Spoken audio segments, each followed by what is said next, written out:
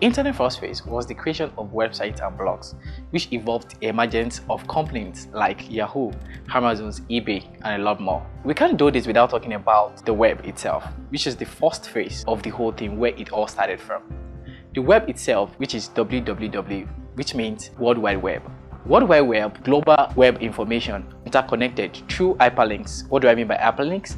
Like the old links we do share all around, like the http, www.google.com, those are the hyperlinks.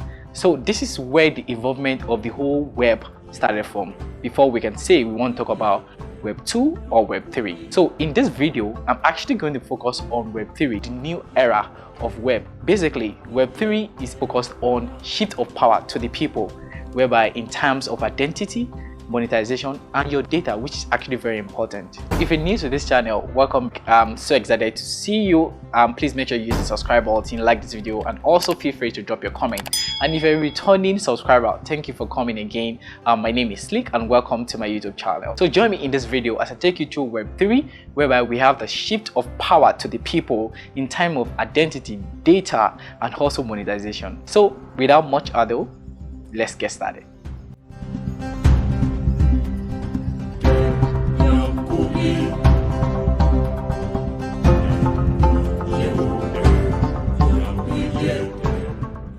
So welcome back, guys. Before talking about Web 3, let's talk about Web 2.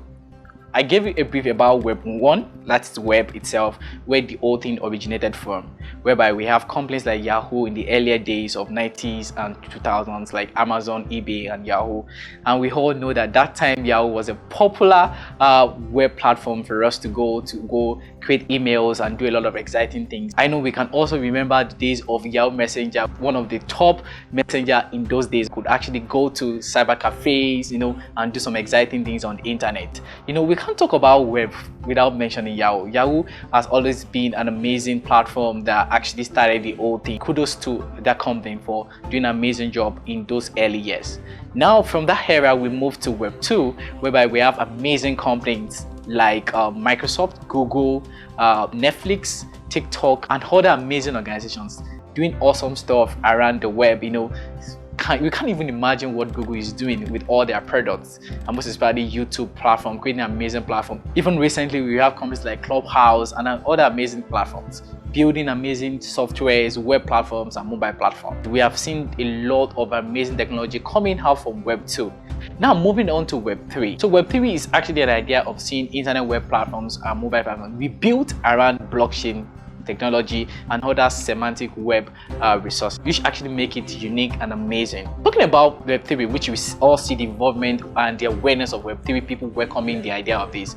We all know how importance of data is, and which is the core reasons why people are excited about Web 3. I have to tell you, think about Web 3 as a shift of power to the people. It helps users, creators, developers. People have access, they have power, they have authority with their data, identities, information, and whatever it is. And this is amazing. You could see how sensitive data are. Many organizations, many policies always talk about data policies, and data are something that we don't take for granted. So let's talk about the first characteristics of how Web 3 is amazing. The first one is decentralization. Decentralization is actually pretty amazing, and I think if you are in the tech field or if you have been following the tech trend, you will know that decentralization is more known around blockchain technology. Your data, your files, they are immutable, they can't be duplicated. You only have access to your information, and that's what makes it amazing. Think about blockchain decentralization. Nobody has control over your data. The government, the tech giants, companies, or whatever don't have access to your data. You only have access to data, and you know what you want to do with your data, and that's what makes it amazing in Web 3. People want to give power to the people in terms of their identity, data, and all the other things on the web, which is quite amazing. Another features where we have to talk about is ability to provide AI powered platforms. The technology is evolving, a lot of innovations in technology, and this is really amazing. Imagine you having AI powered platforms whereby they can use data to actually provide easy access, simplicity in whatever you're doing, giving more best recommendations, a lot of amazing things that you can have on AI powered systems. So this is another amazing functions in Web3. So the third one I'm actually going to talk about is the security. Security aspect is actually amazing because these web platforms or internet web platform services are built on blockchain technology, which is very secured.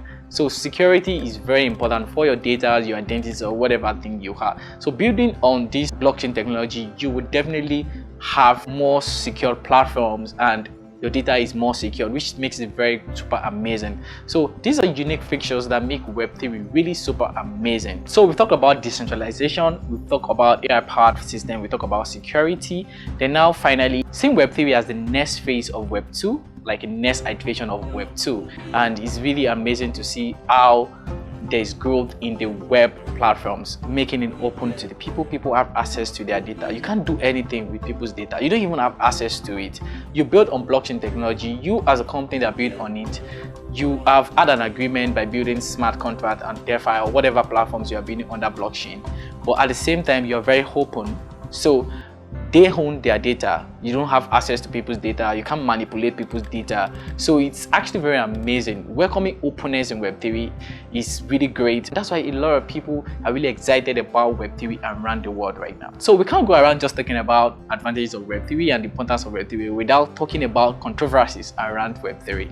So Web3 has a few controversies which people always talk about recently, more around misinformation. So people are really concerned about misinformation around Web3. They feel like, oh, if everybody have access to their data, they have opportunity to post anything they want to do online. You know, people are going to, there'll be spread of misinformation, fake news, fake stuff around. Yeah, the openness is great around Web3. At the same time, people are scared about the more awareness around misinformations and people can do anything online. But I feel this can really be controlled and be limited at the same time, even in Web3. Even in Web2, whereby tech giants have access to data, there's still a lot of misinformations. People still have blogs that they talk about fake information, fake news, fake people still do things around their data, even though there's more control around that. But I feel like there's no systems that doesn't have both advantages and disadvantages. But I feel there's still a way whereby they can still control those things without having access to people's data. So it's all well and good, and it's so amazing to see the excitement around Web3 and also a few disadvantages around Web3. So I'll just leave you to hear, just like you see that we've said a lot of amazing things around Web3, controversies around it. You know, what do you think about this? You know, weighing the advantages and weighing the disadvantages. I would like to hear from you. I'd like to know your opinion. So please feel free to drop your opinion in the comment section to say what are your thoughts. What do you think? Do you think Web3 is great, and why do you think it's great? Or do you think Web3 might actually cause a lot of complications? Drop your comment as well. Let's talk, let's chat. I'll be happy to chat with you in the comment section. So once again, if you're excited about Web3 and if you like this video, please make sure you like this video, comment, and share to your network so that they can get more insight around Web3, and I'll be excited to make more video around Web3. So once again, thank you for sticking around. Thank you for watching my video. Please, if you haven't subscribed, make sure you subscribe, and I'm so excited to share you more exciting content, trust me. So I'll see you in my next video. Cheers.